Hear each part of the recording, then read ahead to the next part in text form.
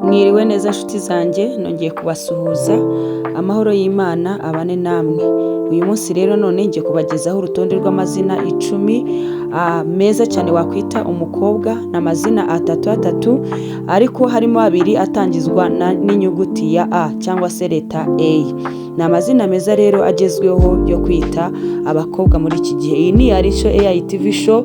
Ntuze kugenda utamenye izina rya mbere rigezweho muri iki gihe. Dutangiriye rero ku izina rya 10 aho dusanga Amata Arima Antonella. Amata Arima Antonella ni izina ryiza cyane. Amata ni izina ry'ikinyarwanda, naho Arima ni izina ryiza cyane bakwita umukobwa. Ikomoka mu Baratini cyangwa se rishobora no gukomoka mu Butaliyani, ikaba bisobanuye ngo roho. Naho Antonella ni izina ryiza cyane rikomoka mu Butaliyani, rishobora no gukomoka mu Baratini, ikaba risobanuye ngo utagira igiciro. Amata Arima Antonella. Twakomeje ku mwanya wa 9 aho dusanga Iriho Ari Amora. Iriho ni izina ry'ikinyarwanda, naho Ari ni izina ryiza cyane bakwita umukobwa. Rikomoka mu Bwongereza, rishobora no gukomoka mu Bufaransa, rikaba risobanuye ngo umunyacyubahiro. Naho Amora ni izina ryiza cyane rikomoka mu Gifaransa, rikaba risobanuye ngo urukundo. Iriho Ari Amora. Urumva ko ni amazina meza yo kwita umwana w'umukobwa kandi agezweho ndetse akwiriye muri iki gihe tugezemo. Tugeze ku mwanya wa 8 aho dusanga izina ryitwa Agabe Gaju Aviana. Agabe Gaju Aviana. Agabe ni izina ry'ikinyarwanda, naho Gaju naryo ni izina ry'ikinyarwanda. Aviana ni izina ryiza cyane wakwita umukobwa, rikomoka mu Baheburayo, rikaba risobanuye ngo umukobwa mwiza. Agabe Gaju Aviana. Urumva ni izina ryiza ryo kwita umukobwa. Aya mazina tuba twabahitiyemo n'ukuri ni amazina meza cyane. Tugeze ku mwanya wa 7 aho dusanga izina Tuza Abi Aleya.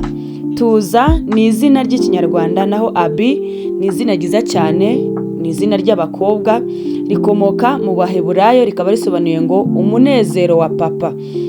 Naho Aleya ni izina ryiza cyane, naryo ni izina ry'umukobwa, rikaba rikomoka naryo mu Baheburayo, rikaba risobanuye ngo uwashyizwe hejuru. Murumva ko ni izina ryiza. Tuza Abi Aleya. Tugeze ku mwanya wa 6 aho dusanga izina Gashami Aila Adore. Gashami Aila Adore. Gashami ni izina ryiza cyane ry'ikinyarwanda, Aila ni izina ryiza cyane rikomoka muri Norvège, rikaba risobanuye ngo uw'umugisha. Naho Adore nazo ni izina ryiza cyane rikomoka mu Baheburayo, rikaba bisobanuye umunyacyubahiro. Aya ni amazina meza cyane wakwita umukobwa. Gashami Aila Adore. Twakomeje rero tugiye no ku mwanya wa 5 aho dusanga Utuje Aya Akiva. Utuje Aya Akiva ni amazina meza wakwita umukobwa. Utuje ni izina ry'ikinyarwanda, naho Aya ni izina ryiza cyane rikomoka mu Barabu, rikaba risobanuye ngo igitangaza. Akiva naryo ni izina ryiza wakwita umukobwa, rikomoka mu Baheburayo, rikaba risobanuye ngo kurinda. Utuje Aya Akiva. Aya ni amazina meza cyane twakwita abana bacu b'abakobwa. Wowe ukurikiranye video yose, komeza udukurikirane, ntuze kugenda udakoze subscribe. Wowe wayikoze ukore like, usharinge abandi babyeyi kugira ngo barusheho kugenda bamenya amazina bashobora kwita abana muri iki gihe kigezweho. Urumva na amazina atatu tugenda tujyanisha. Tugeze ku mwanya wa 4 aho dusanga izina Aganze Ayona Avale. Aganze ni izina ry'ikinyarwanda, naho Aona ni izina ryiza cyane wakwita umukobwa. Iri zina rikomoka mu Baheburayo, rikaba risobanuye ngo itara. Naho Avale ni izina ryiza cyane wakwita umukobwa, rikomoka mu Bwongereza. Iri zina rikaba risobanuye ngo umunezero wa papa. Aganze Ayona Avale. Aya ni amazina meza cyane twakwita abana muri iki gihe, amazina magufi kandi asobanutse. Turakomeje rero tugenda twerekeza ku musoso aho tugera ku mwanya wa 3. Turahasanga izina ryitwa Mizero Anji Ashava. Mizero ni izina ry'ikinyarwanda, naho Anji izina ryiza cyane wakwita umukobwa, rikomoka mu Bugiriki, rikaba risobanuye ngo intumwa y'Imana. Ashava nayo ni izina ryiza cyane wakwita umukobwa, rikomoka mu Baheburayo, rikaba risobanuye ngo ubumwe. Mizero, Anji, Ashava. Aya mazina ni amazina meza rwose, kandi ubaye ushaka n'andi mazina atangizwa n'iyindi leta itari A cyangwa se A, nabwo waza kutwandikira muri komenti tukazagufasha kugushakira amazina wakwita umwana. Nongera kubibutsa ko ari amazina y'abakobwa turimo turavuga uyu munsi, ndetse rwose mbizeza ko ngomeza kubakurikiranira n'amazina y'abahungu nayo nzayabageza. Tugeze ku mwanya wa kabiri rero, aho dusanga izina Igabe Arina Anora.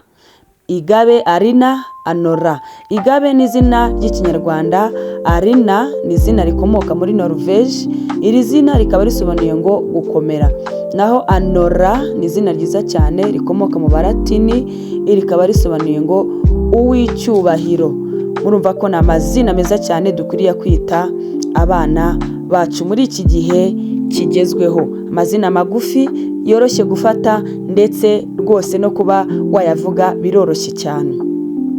Twakomeje, uratekereza izina rya mbere ari irihe? Ese wowe urumva twazakubwira irihe zina ritangizwa n'iyihe nyajwi cyangwa se iyihe nyuguti ushaka kujyanisha, ndetse ukamenya n'ubusobanuro bwayo? Uyu munsi rero, niba ufite igitekerezo nk'icyo ngicyo, twandikire muri komenti, tuzahita tugusubiza kandi vuba byihuse rwose tutagutindiye.